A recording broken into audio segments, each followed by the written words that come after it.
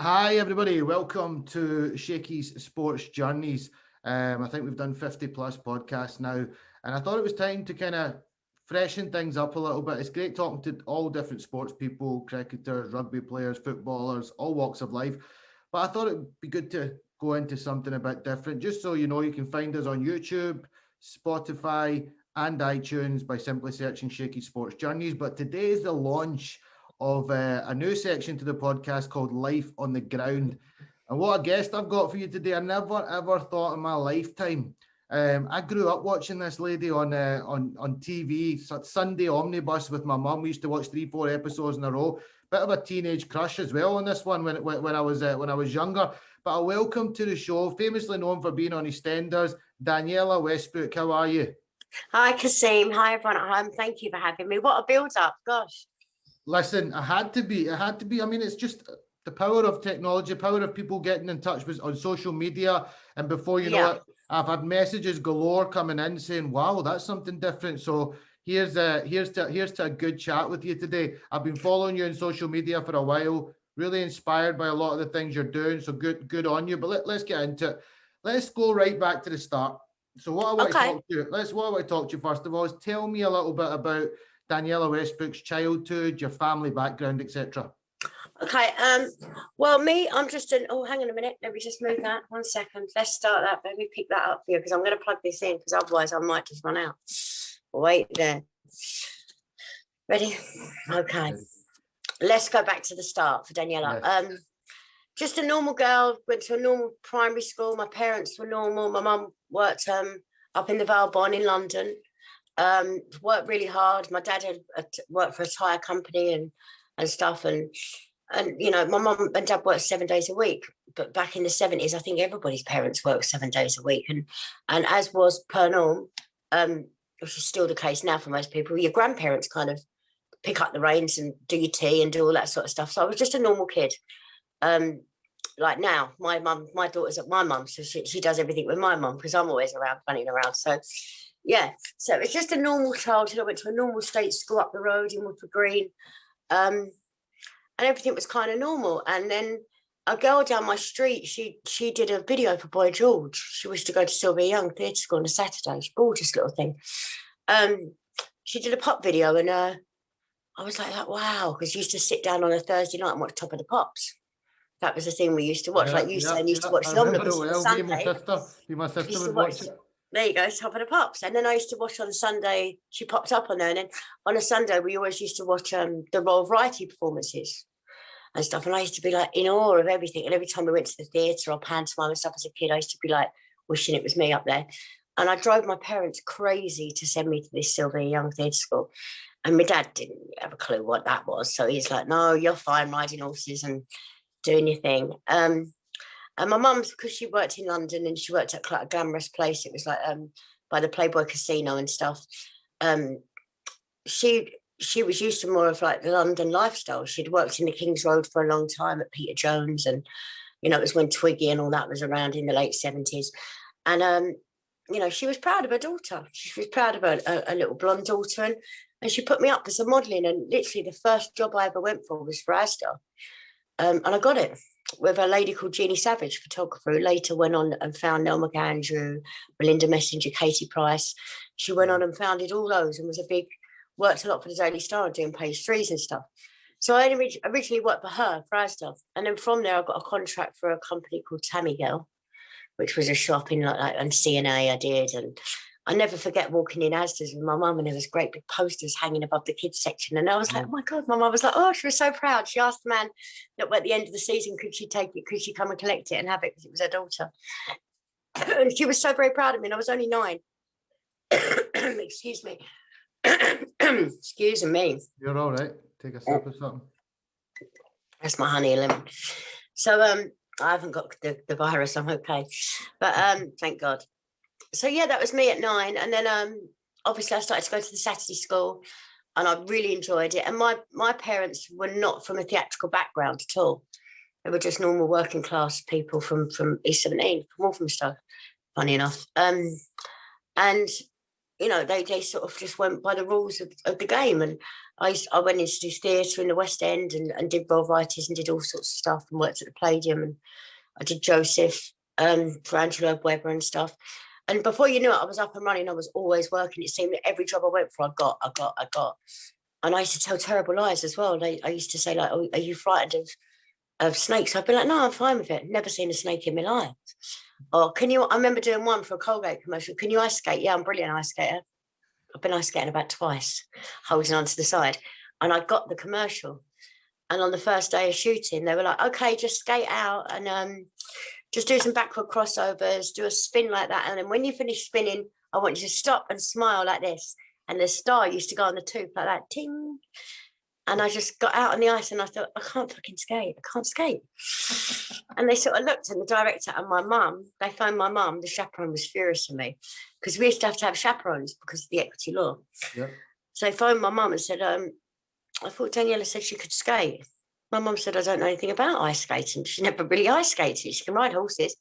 They were like, no, we're at Lee Valley Ice Rink. We've shut down Crystal Palace. Shut the whole rink down for 2 days. Your child can't skate. So they called in a professional child skater. She did everything. And then they stood me on the ice, went out like this. And then they pushed me up, dollied me out. And at the end of it, I just turned around like that and it went ting. So this poor other child skated the whole thing and it was me. Oh, brilliant.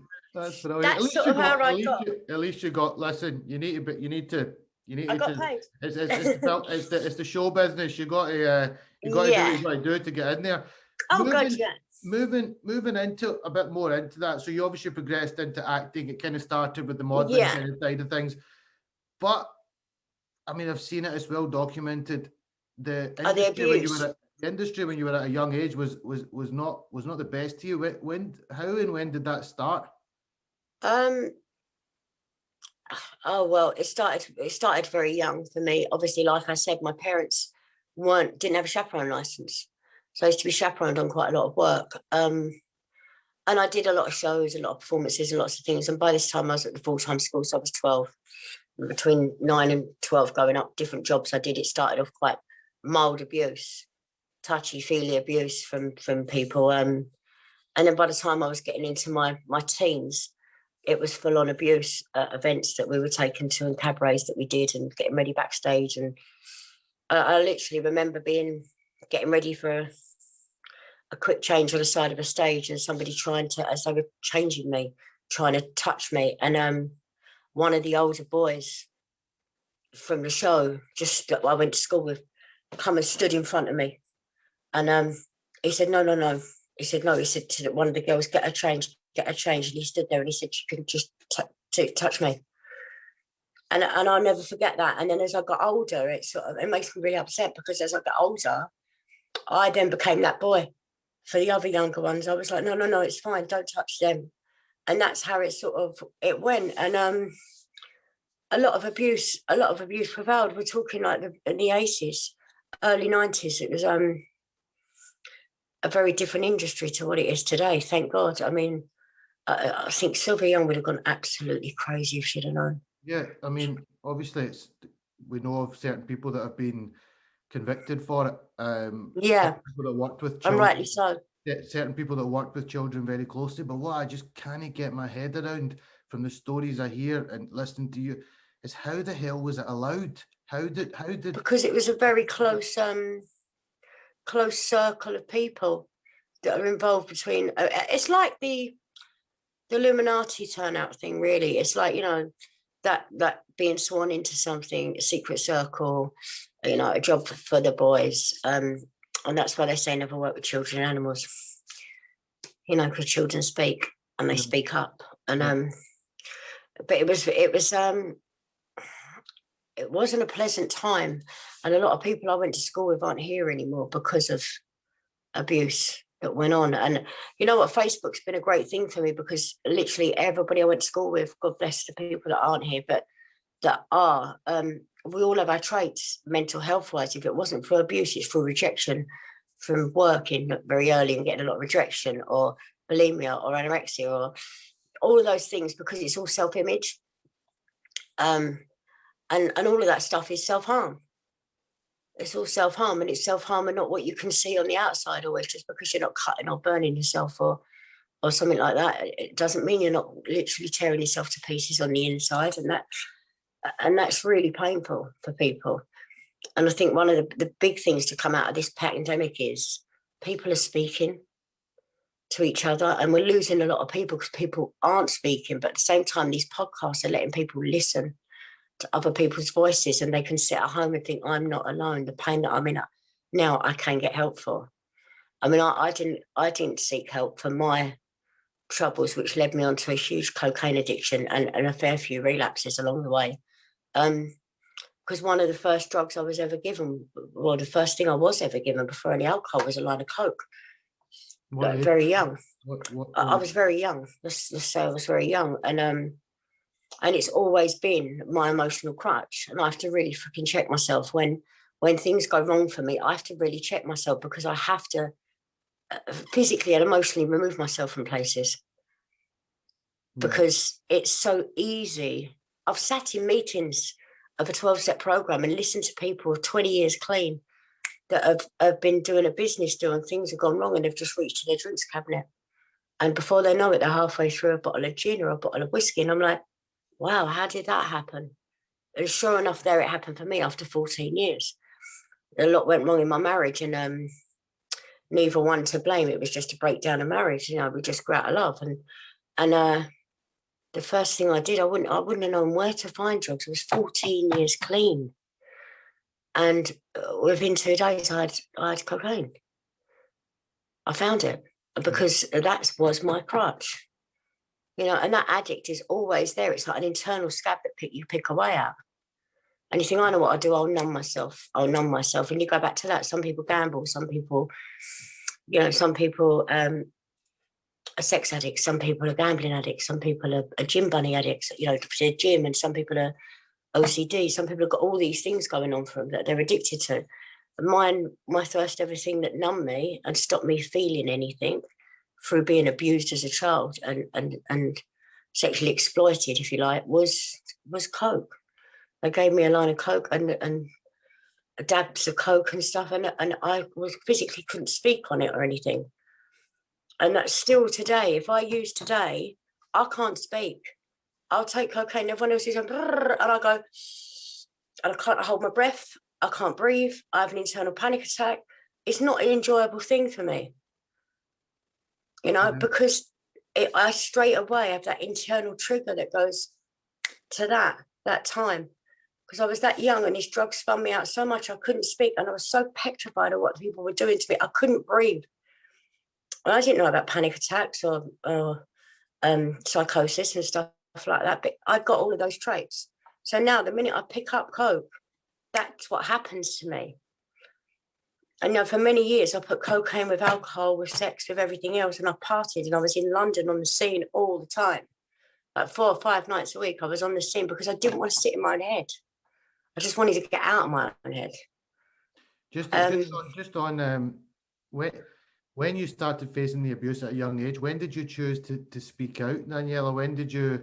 We didn't. We spoke between each other, the kids. All of us spoke between each other because we knew it wasn't right and it wasn't normal. I mean, God, it made my dad really ill when he found out as an adult. I didn't tell anybody, my family-wise, until I wrote my second book. I did speak to somebody about it once, one of the chaperones about it once, and I was told to shut up and go to work. If you want to work, this is what you do. Your parents pay a lot of money for you to go to this school. I thought, and inside, I didn't want to upset my parents, but in hindsight, as an adult now, looking back, as I was just a kid, looking back, I've always been told to, when I was a kid, if you have trouble, find a policeman, or this, and this, tell my parents everything. Suddenly I was being given drugs and being abused, and I was hiding secrets from my family, the people that care about me the most, the people that love me more than anything in the world. Was it just fear that you thought at that age they might be annoyed with you? No, not at all. I was told by an adult not to do something, so I didn't do it. So I didn't go and tell my mum, because I know my mum would have wrung the blinking neck, and my mum probably would be in jail for life over it, and my dad, but my mum also, my mum wouldn't God, no, I mean, she put me into an industry as her precious child, her doll, because she was proud of me, not for me to get abused and stuff to happen to me. And still today, we had a conversation about it a couple of months ago. Sat at the kitchen table, we were just having a cuppa at midday, and we were talking about stuff. And she went, you know, you wasn't 7 when you started the industry, you was 9. Something in my head said I was 7. So now I have to completely, every time someone says to me, oh, you were 7 years old, I was like, no, actually, I didn't actually go into it until I was 9. My mum told me. But in my head, I'd locked away so many things. And through doing a lot of therapy and I've got a great therapist, Michelle, who's at the Priory. She's fantastic. And through doing a lot of work with her and a lot of, I know it sounds a bit hippie and airy-fairy, but I do a lot of law of attraction and the secret work and stuff like that. And it's all based on inner feeling. The secret is the way you feel. She taught me about my inner child and going back and going back and going back. And I sort of sat and spoke about everything, and I grieved for that time of my life and everything. And I spoke to my mum about it, and we both sort of agreed about it together because my mum felt terrible. She's like, I just never knew. How did I never know? And when I was about 13, my mum went through a terrible time of cancer, and we spent a lot of time in hospital, so she was away from home. And it wasn't something I would really tell my dad. Do you know what I mean? I've never seen my dad in the nude ever. I've never seen my parents. I've never ever seen my parents drunk. So, you know, it's not like this day and age where people, you know, their mums are on a webcam, you know, and stuff, you know, or everyone's walking around in their underwear these days and on Instagram in their pants. You know, it's like we didn't have that. Do you know what I mean? I've never seen me. I'm 47 years of age. I've never seen my dad other than a pair of swimming trunks. You know, that's about as nude as it gets. Is Bermudas. You know, it's like. It wasn't.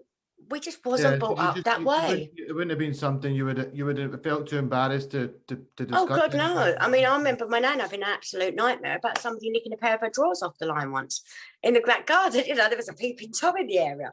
You know, and it's like, but this day and age, everyone just speaks freely about it. So it wasn't so much that I thought they'd be angry with me at all. It was, I loved working, I loved it, but I just hated the abuse, and I sort of just got to the point where I just married the two together. And for me, abuse was part of being an adult and part of working. And I think when my friends went on to have sexual encounters with people at 16, 17, 18, boyfriends and losing their virginity and stuff, technically, really, I'd already lost mine. And I was the last person to, I always had like a boyfriend, but I was the last person to do anything of a sexual nature. And everyone used to go, she's so frigid. And I was like, I wasn't, I was petrified. And also I had no feeling. I didn't know how to feel because I just put that experience with dirty old men and women and work, because it wasn't just men that are like it, women are like it as well. You know, and I've seen some very, very well-known people and some people in big positions of power do some shocking things to children. And to me, to me, it's not normal to anyone to have to go through so much and see so much. And I just think, and yet these people walk around like they're so high and mighty, and they, you know, heads of organisations and all these things. And I just think, wow, how these people sleep at night. I don't they're a special breed unto their own. I've always thought it, and I'm obsessed with watching documentaries on things like the Wests or Myra Hindley or different people, because I think, how do these people ever meet each other? How do two people so sick ever meet up and come up? Where does that conversation ever come up? How do two people ever think like that? Because it's not normal for us normal people to think in that manner. I don't know anybody that can look at a child and think of anything other than that's a baby. I'm a father myself, and you know, I've got 3 children, and you know, you're a mother. So you know now that you probably listening to you, I'm feeling myself getting emotional, and then I'm thinking about my own children, and I'm thinking, oh, that's man, normal. I would just want. I don't know what it's horrible to think what your dad. What you could do if anything ever should happen. Exactly. And so now, do you sort of understand? Relaying that back to your question, do you sort of understand as a child why it wouldn't be a normal thing to bring up to your parents? I can. You know, you've explained the way you've. My initial question to you was obviously, you know, did you think about your parents? But when you break it down and you actually, talk about it from what your experience. I obviously can't talk about. Thank goodness you can't. Your experience. I never went through something like Thank that. goodness. And because lots of sports people did. Yeah, I'd imagine a lot of sports people would have as well. I think I was at home until I didn't go to London until I signed a contract when I was 17. Then I went to London. Young adult. 17, I was a bit more, I was a man. I was you left school and you was a young guy, Yeah, I was a young guy at that point. So I think I would have been able to, hold your own. Hold my own. But at the age of 9 years old, a young girl, young boys at that age, they don't know. I'll be honest, the boys got a lot worse time than us girls. The boys got a terrible, terrible time of things that I just think, and I still speak to a lot of them, a lot of my friends from school today. Well, I'm actually come down to Wales. I'm living with a friend of mine from my class at school is 30. Before I'm taking over her house, I've just got her house from her. Yep. She's moving, and I've moved in before she goes out. So you're and it's lovely, life and all that.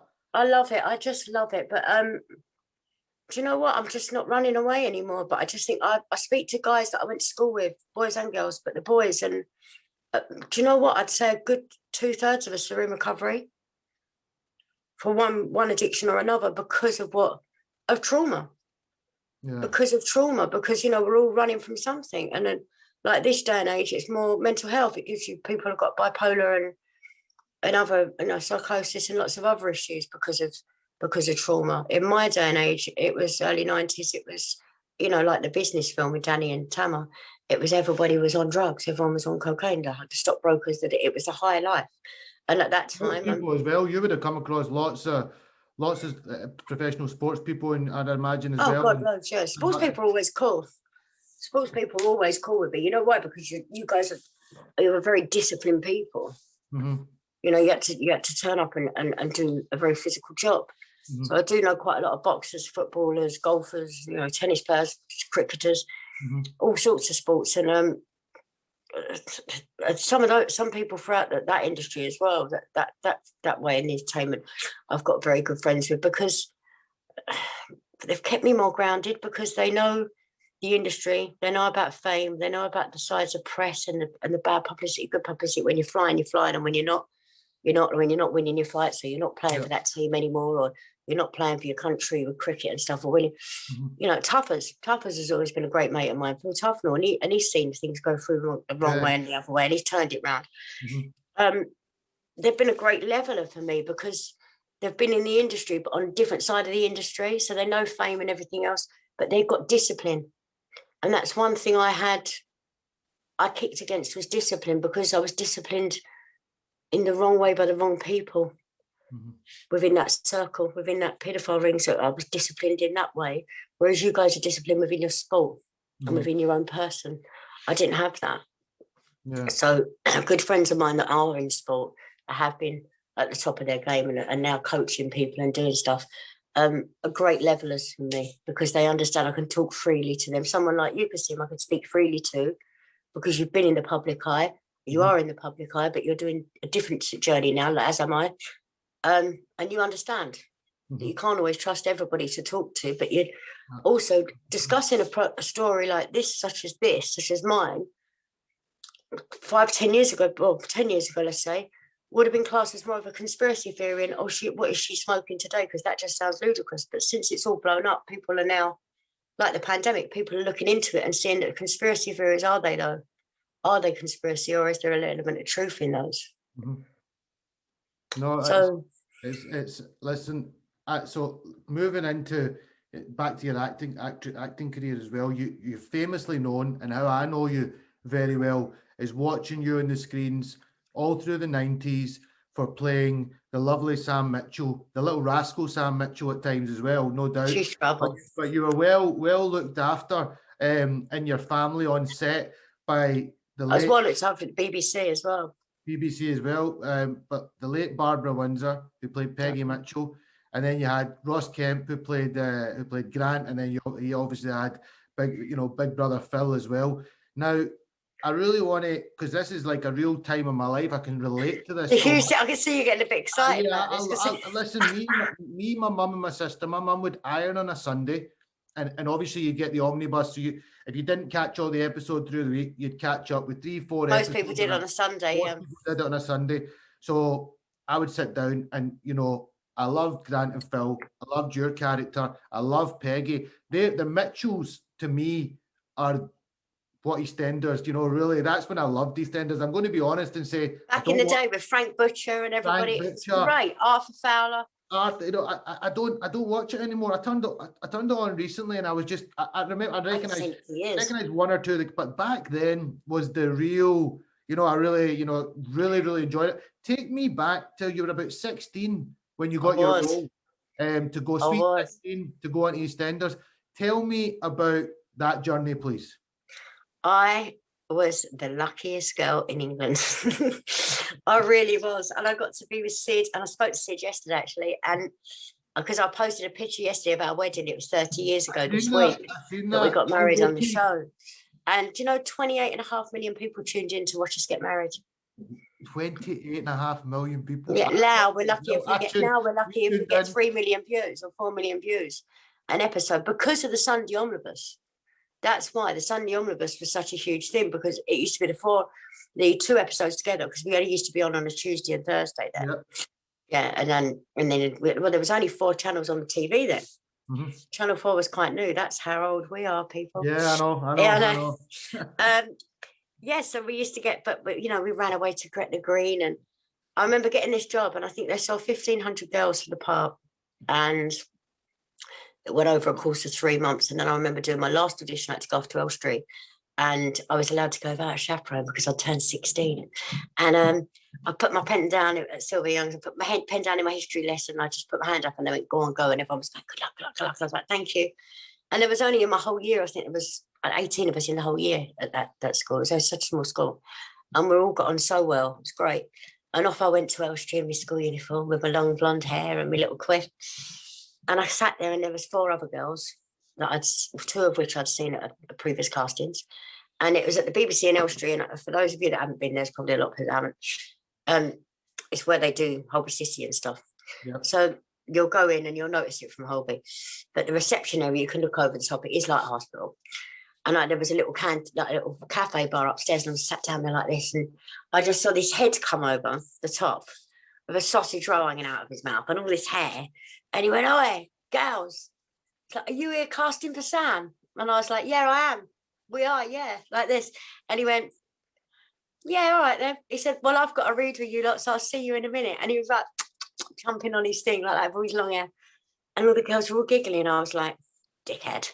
Like that, thinking of, and I went upstairs and we started chatting, and he went, "Yeah, you'll do." I was like, "Yeah, I might do for you, but you wouldn't do for me."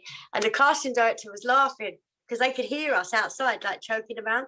Anyway, we went in and we read, and there was 2 pictures there of the boys, Ross and Steve, and my picture in the middle. And obviously, as the other 3 girls went in, they put their picture up. And I read with Sid, and I got on great. I saw Michelle Gale because I already knew her because I used to do Grange Hill with her. Yep. Bumped into her on the way out, and she was like, "Oh, did you read with Sid?" Because she'd only been there 6 months as well. I was like, yeah. Because they were in the Tavernier family then. Yeah. And I said, yeah. She went, "Oh, I think they're starting. Sam's meant to be he's in next week's script." So I was like, "What?" She went, "Yeah, you're here fast if you get it." So anyway, I left there, got the train from Elstree all the way back to London, to Loughton, then back to Loughton. And I've been in the door about 40 minutes, and the phone rang. And back then we had a phone in my mum's room. We were a bit posh. And I was upstairs. My mum went, "Danny, get the phone. Sylvia's on the phone." And I picked the phone up, and my mum put the other one down. And I'll never forget it. We lived in Baldwin's Hill in Loughton, right opposite the forest. I was looking out the window, and Sylvia said, "Danniella, it's me, Sylvia." I said, "Hello, Sylvia." And she said, "You got it. They're biking you a script now. You start tomorrow at 9. Your car will be there for you at 7:30. I was like, "What?" She went, "You've got it. Well done." She went, "You're on a 6-month deal."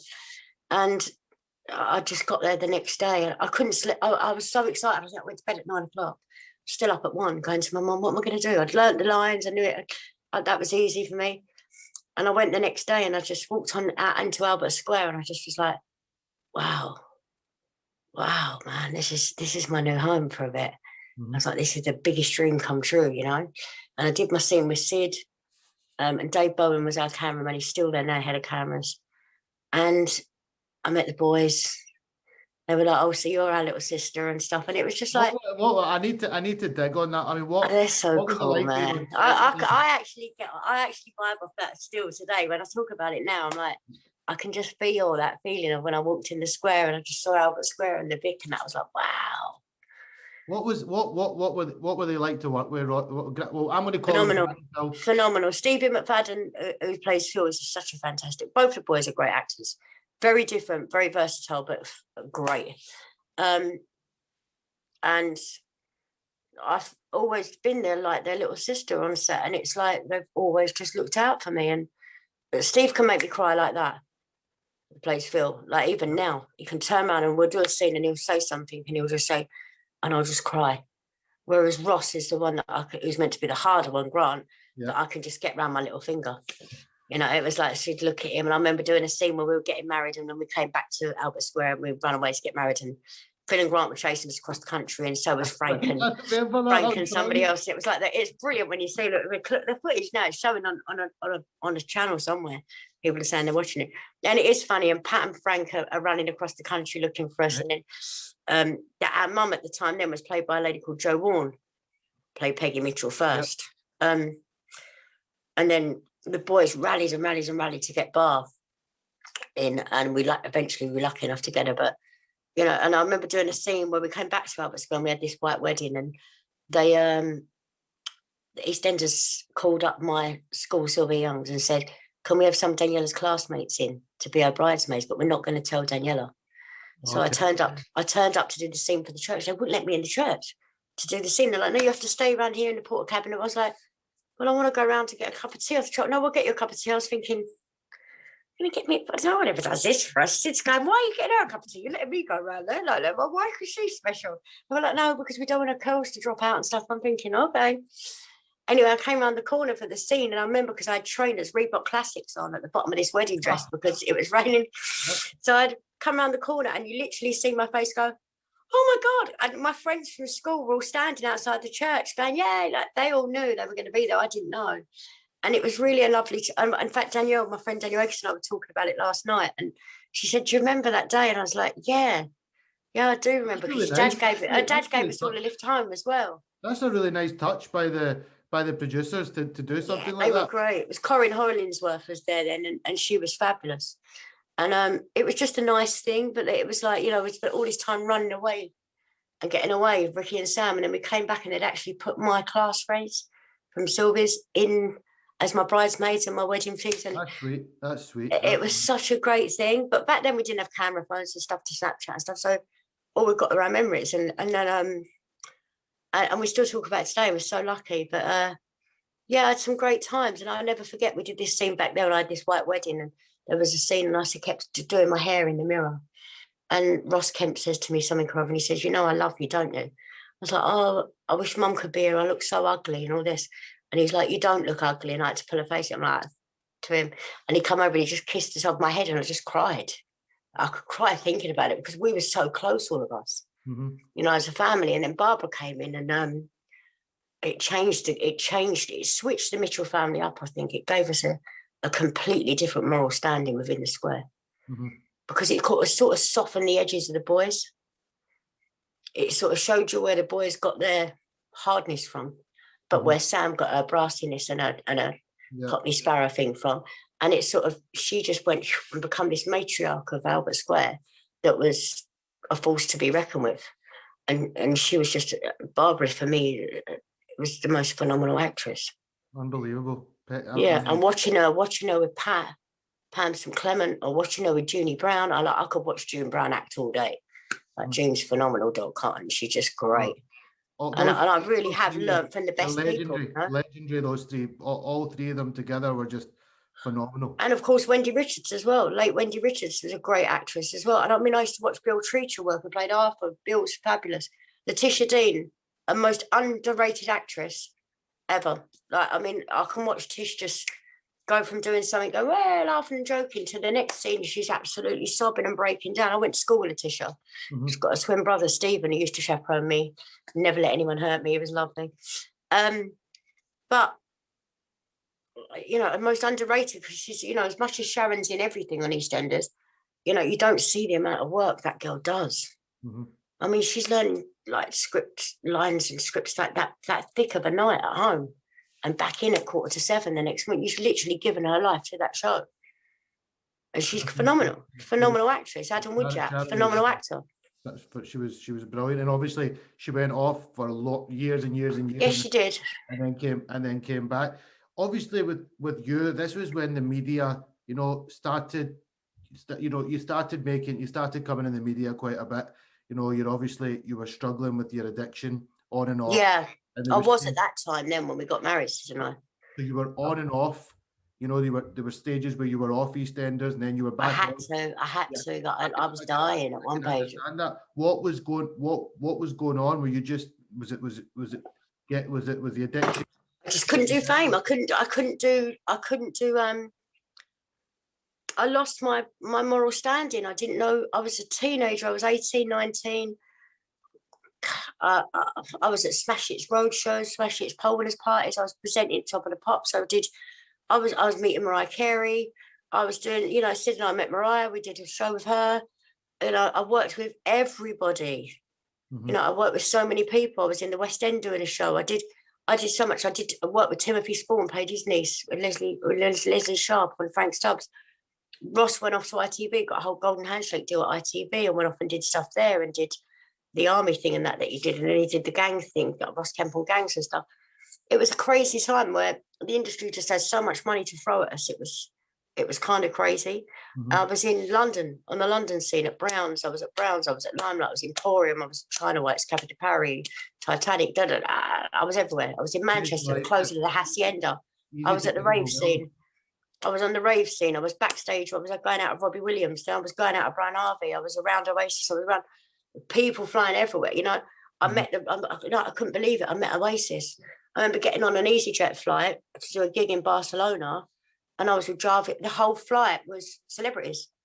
They flew us all over to do this thing at an amphitheatre in Barcelona, and there was Jarvis Cocker and Damon from Blur, and I remember sitting there with my mate, and I was pregnant with Khan. I was like, "This is fucking wicked."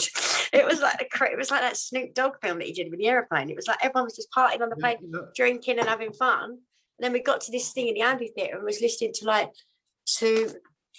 Blur and that play live and singing Park Life. And so it was just a crazy time, and I did. And then obviously I was with Brian Harvey for years, and I was like, I was presenting MTV Awards and doing it was crazy. And my friends were at college. I had no one to share the journey with, and I was apart from people that were doing what I'm doing, and so I just partied a lot. Mm-hmm. I remember ringing my best mate, and she says openly on a show that I did called In Therapy, and I'm saying to her, "Gin, I'm with George Michael. Come out. We're doing so and so." She was like, "I can't." She said, I'm just waiting for my pizza to be delivered. I've got to be in college at 8:30. I was like, "Don't worry, I'll pay for it. I'll get you a cab up here." She was like, "Dan, I can't." Mm-hmm. And I was like, "What do you mean you can't?" She's like, "We're going out. We're all going out next Saturday night. Save it for then." I went, "I can't save it for now. I'm with George Michael. We're going to we're going to somewhere. We was going in Covent Garden. I don't think of what it was. We was going somewhere over. I was like, "You've got to come, man. It's George Michael." I'm ringing her off the payphone with my phone card like that, And she's like, "I can't." And I sort of lost all my mates. And I'm still best friends with them lot today. They're still my best friends. But I'm driving around in a brand new 3 Series BM convertible, and my mates are getting the tube, and they just felt like they didn't fit in with me anymore. And I lost that because I was working, I was earning a lot of money, and my mates wouldn't have take a night out of me or take money and out of me. They weren't bottom feeders. They were decent people, and they still are decent people, hence why they're still in my life. I wanted to ask you, do you think you met a lot of fake people in the industry? Yeah, everyone I met, well, pretty much everyone. Not pretty much everyone I met at all, because my crew at EastEnders aren't fake people. Mm-hmm. My cast at EastEnders aren't fake people. No, not at all. I'm talking about the London life, the late night, clubbing and everything. No, I think I've still got good friends. Jake that used to own Brown's still a really good friend of mine. He had a club in Knightsbridge as well. Jake's a good mate, a very good mate of mine. Tommy Mack, I've got good friends. You know, Denzel used to have legends. My I mean ex-husband, it more from the point of my view of ex-husband people had that the knew Atlantic Bar. people that knew Huh? you were famous. I mean it more from the point of view that people that knew you were famous and wanted to kind of be around you because you were famous. You know, you hear it with sports people sometimes. You know, you need to be careful the company you I keep. had a lot of bad management and Yeah, PRs and people that were around me and used to just drain me dry and get tables in my name and drinks and da da da yeah, da that's da the da. kind of thing. That's the kind of I thing. had that kind of thing going on a lot, and you know, but me, I was too off my barnet all the time. I think for it, I just was, I don't know, I was too out my head all the Mhm. time, and plus, I was then being faced with a lot of people that that were still around that had abused me as a child that knew me then as an adult and a famous adult. Mhm. So I was being victimized quite a lot as well and bullied quite a lot industry wise of you need to keep your mouth shut and you need to do A, B, and C. And because I wouldn't conform and I don't want to, I didn't want to become an abuser. I didn't really fit in. Mhm. And that's why I partied hard as well. Because I didn't want to be around these people. And the BBC saved my life because my abuse stopped the day I started there. Good. Thank God. Thank God. Yeah, because the BBC is still, it's a, you know, it's a real organisation. Well, it's the British Broadcasting Corporation, and it's the best you can get in the world. So for me, it's they've just always looked after me like that. And people say, "Oh, Eastenders didn't look after you when you had an addiction." Yeah, they did. They really did look after me. The show didn't let me down. I let me down. The show did everything in its power to help me. You know, the show wasn't built for Danniella Westbrook. The show was built for the EastEnders is EastEnders. It's not. You It know, wasn't there for me. talking to you and getting the chance to speak to you. I remember that time. I remember when you were going out with Brian from East 17. Stay now, baby. Yeah, but what a tune, Oh, man. I love him. I love that. That was a great tune. But obviously your lifestyle was constantly in the media, constantly picturing you as coming out of places. Oh, you know, they're up to no good or blah blah blah. But nobody knew back then. I mean, social media now, you can't fart and it'll be on social media and people will know about it. I have to check social media just to see what I'm meant to have done. Yeah, exactly. But see back then, the media portrayed you as just this not good person who takes drugs and is out of control. Mm. You didn't know the media. They knew that I've been abused. They knew. They were part of my abuse. But I was watching at home on the TV. You just Watching my thought, life fall apart. Yeah. she's ruining her life, and now you know your story's getting told. It's out. I'm getting to speak to you today about it. What you went through as a child, it was the trauma that children like you have faced. What you can't. You don't. People have killed themselves on that. People have. I'm amazed with the stuff that you've been through because we'll go on to talk about other. You know, obviously you've went back. You were obviously a very talented woman. You know, it wasn't just EastEnders you were on. You went. I've done all sorts. You presented. I mean, listening to you today talking about some of your childhood, I'm amazed at some of the things you've done. But you went on. You did. Dancing on ice. I love it. What was that? What was that experience like? Oh my God. I met Jane Taubman and Christopher Dean. I got to skate with them. I mean, who's ever going to, especially after coming from a Colgate commercial where I couldn't skate at all, to suddenly being taught how to skate by the gold champion, gold medalists by Jane and Chris. And we was taught to skate by Jane and Chris. And they put all of our routines together and they spent a lot of time with us through the whole show. I was there for like 14 weeks on the show and 2 months before training. I had the time of my life and I still watch it every week with envy, wishing it was me. I still wish every week. And I did the show 10 years ago and I sat and I wish, and somebody said, I didn't watch it last night. Somebody said, oh, you was on the show last night. And I was like, was I? And I was like, I still, now when I'm in a bad mood now, or I feel down now, other than getting out and running and doing stuff, and obviously my kids are around, my son says to me, Mum, put on Dancing on Ice when Jason Gardner gave you that high score. And you just lost it. I just stood there and I was like, and I said, and I did say on the show, every time I'm in a bad mood, I'm going to watch this. And I have 10 years later, I still watch that. And I also watch my exit interview and my best bits from Big Brother, because that was an amazing time for me too. How long were you in the Big Brother house for in total? think we were there nearly 5 weeks. I went to the final. Yeah, I was there for the final. I was in the final. And one of my very best friends still today, two of them, three of them, Chris Maloney, Johnny Partridge, and Darren Day were all in there with me. I couldn't have wished for better, but you know, JP's great, and I've worked with JP obviously on EastEnders, and he went on and won MasterChef, and he does lots of theatre and stuff. John's great. Chris Maloney I met when he was doing X Factor, and he had a terrible time of it, getting bullied and social media and stuff like that. And we became close friends, and we go on holiday together nearly every year. Where I'm seeing him as soon as lockdown's over. We're booking and going to Turkey. Get some new turkey teeth. And then Darren Day, I speak to Daz every week. Spoke to Darren every couple of months at least. The least is every few months, if not most weeks, since we left the house in 2016. Darren Day's one of my best mates. So all in all, Big Brother was a good experience. You enjoyed it. Do you know what? I went in Big Brother and I was doing anywhere between 7 and 11 grams a day. I was in a bad place. It wasn't the worst of my addiction, but I was on the road. It was a close second, a hair's breadth second. And my son begged me, do not go in that house. Do not go in that house. You are absolutely daffy ducked, to put it politely. He said, don't go in there. Mm-hmm. He said, you can't even get up in the morning without taking a line of coke. He said, if you go in that house, we're not going to talk.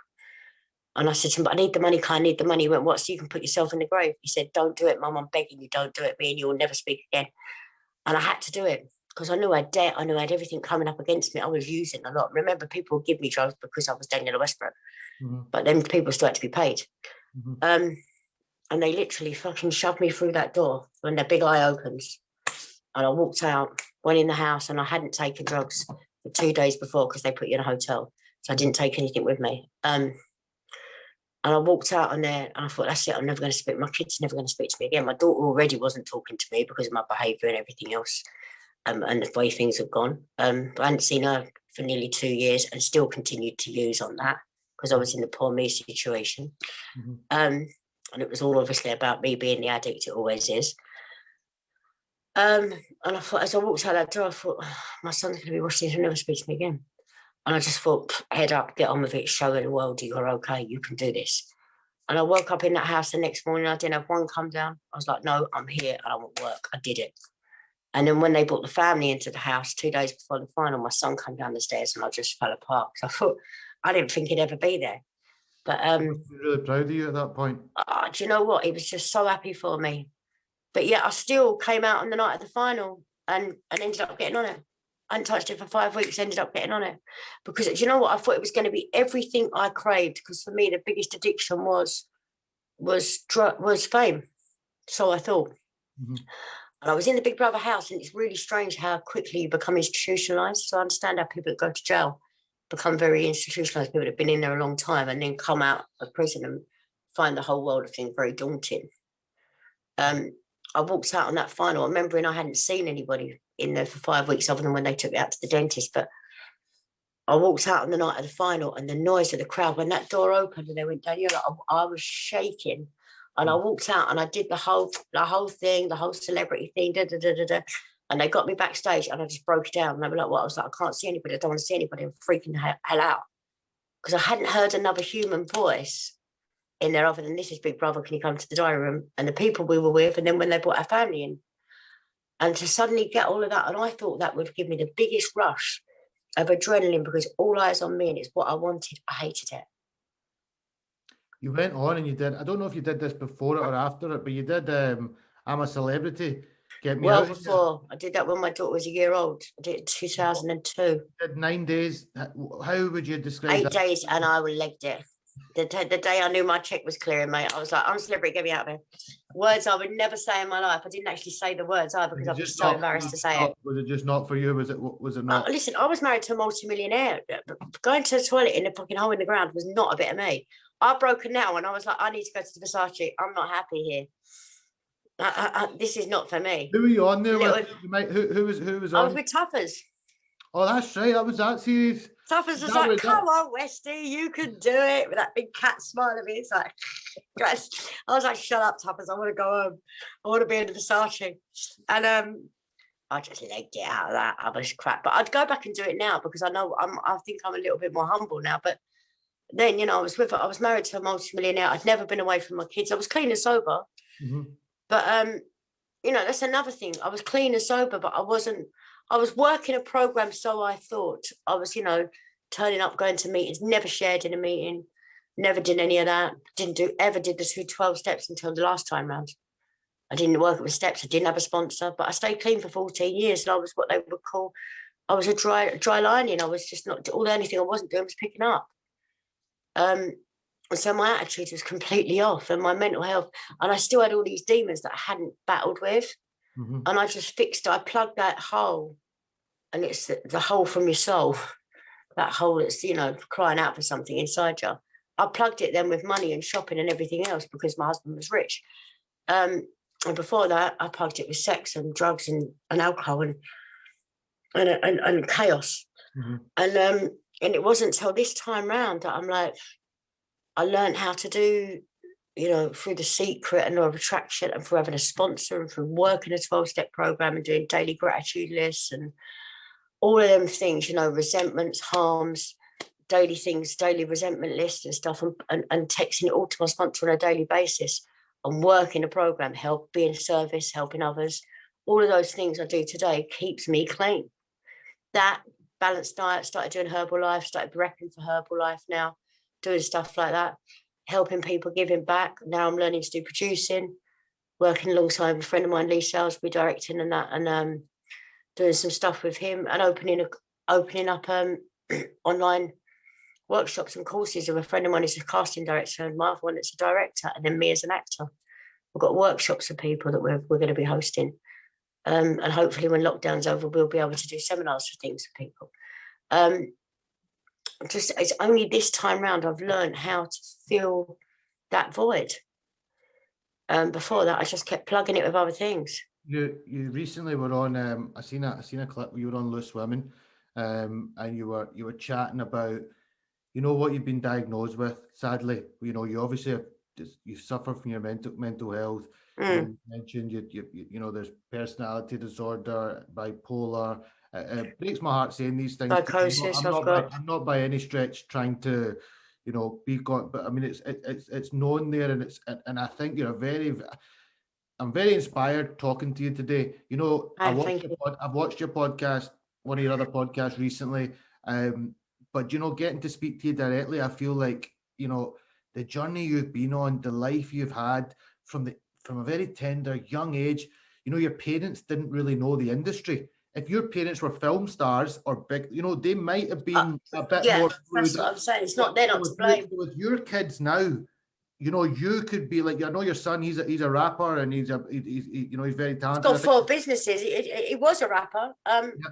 He doesn't really do that now. He's got his own studio. He's got a 4D imaging business. He's got a fish stall. Wow. He's got recording and podcast studios. He has got a record deal, huh? Your daughter, my daughter's got a social media management company. She does influencers, and she does a lot to help people with their mental health, self-harm and online bullying. Brilliant. And self-image, body image as well, because she's really conscious of, because she's got stretch marks and different things, and sometimes she has bad skin and stuff. She's really conscious to show people, this is me, this is how I look, and it's okay not to be okay. And she talks about stuff on there. She's also got a lot of self-help groups and stuff that she does for people, where they all sit on and empower each other and talk to each other and do stuff like that a couple of times a week. It's all free. And she does all that sort of stuff. She just started a little group like that with one of her other friends. They lost a friend of theirs in a car accident. Unfortunately, two of the girls died just over a year ago now, in a car crash. Someone was drink driving and they was in the car. They hit a tree, and that was that.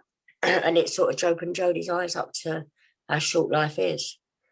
And she just tried to help people. And I think during the pandemic, we've all struggled with different things. You know what I mean? And I had to say to my kids, listen, I can't live in Essex. Just recently, I can't. I'm going to use if I live here. Yeah, I can understand. I don't fit in here. Yeah. And I know the big book says it's not about doing a geographical, but like I said earlier, I have to remove myself physically and mentally from situations that are harmful to me. I just felt the whole area for me, as much as I love Essex, for me, it's too keeping up with the Joneses. There's too many skeletons. I know way too many people there that do stuff that I'm prone to doing when I'm not in a good place. I have to look after me. If my recovery doesn't come first, then my kids can't. Mm-hmm. I've been watching you. Like I said, I've been watching you. You know, it was actually just a story behind how this all came about.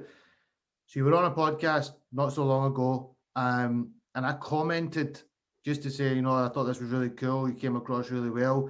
And I was sitting in the house, and the next minute I went on to my Twitter, and it said Danniella Westbrook follows you, and I'm like, must be a fake account. So I'm like, go on to Twitter, have a gander, and I'm like, 225k followers. That can't be a fake account. That must be. I have a tick on there, you know. Yeah, that tick on there and everything. So then I was just sitting and I was thinking, I'm trying to evolve this podcast. I'm trying to do different things. I've spoken to lots of different sports people, and I just thought, you know what? I wondered if Danniella would come on my podcast. I reached out to you. You came back to me very quickly. I've messed around today terribly. I was such a busy guy. I'm so sorry. It's all good, but you came back to me very quickly. You kindly gave me a number. We engaged over WhatsApp and stuff, and we got it sorted out, and we got it in place. And you know what? It's been just amazing. You know, I'm getting messages from lots of different people who are keen to watch it. Just to finish with, I saw. I'm getting a lot of messages as well. People saying they can't wait to see us together. That's brilliant. That's brilliant. So happy for you. I wanted to ask you one really powerful question to finish with. What's Danniella Westbrook's advice to a 7 or a 9-year-old? Your mum's. We don't want to get that wrong because your mum. 9. My mother would kill me. 9 years old. What's Danniella Westbrook's advice to a similar 9-year-old out there somewhere with big dreams and wants to go and become a star like yourself and play in big roles or whatever it may be? Do it. What would be your... Do it's one thing, but what would be your advice in regards to managing yourself, because things can obviously get out of control? My advice would be now is trust your inner voice. Know your private space and your bubble. Don't let anybody mold you into what they want to be. Don't lose your drive and your inhibition to work. Don't lose your spirit for anybody. And don't lose your voice. Don't lose who you are. Don't lose your voice, and tell your parents everything. And if you don't have the parents there, whoever your elder peer is that you trust, that you know is your safe place, keep that close and tell them everything. But always know, and I don't care how young you are, it's like a child when you say, don't touch that, it's hot. It's hot. A child knows, oh, Bernie, that's hot. You know that instinct in you when something's wrong. Everybody will have that instinct in them that something feels wrong or is wrong. If it is, and it feels it, 9 out of 10 times it's going to be. So don't trust people with big dreams and big ambitions that are going to feed you and give you everything, because there's always a price to pay. So for me, it's, if you want it enough, it will happen. And it will happen when it's meant to happen, at the age it's meant to happen, and everything else. But don't ever not follow your dreams and do it. But just keep your own personal space safe. Guard your heart. Listen, it's been, you've gone above my expectations. You know, you made me wait for 25 minutes. You were 25 minutes late. I live in Wales, man. I'm in the middle of nowhere. I had to get home. I've just moved here. I don't know where it was. I forgive you wholeheartedly, because sorry. It's been an absolute pleasure to chat to you. I think you're an amazing person. You've got a serious strength for what you've been through in your life and everything else. I think it's amazing. I know you're doing your therapy now and you want to help other people. I think that's amazing, fantastic.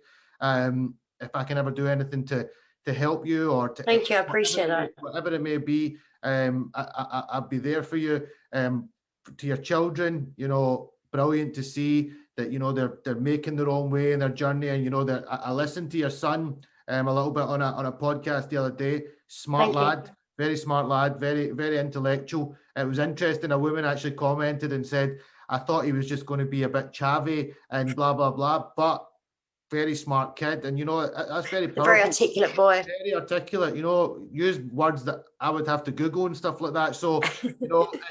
been well educated, my son. Not just on the street either. Just, because, all of everything that the media has portrayed at times and everything else, You've got a big heart. You're a very, very lovely person. Thank You obviously, and you know, you're now wanting to give back as much as you can.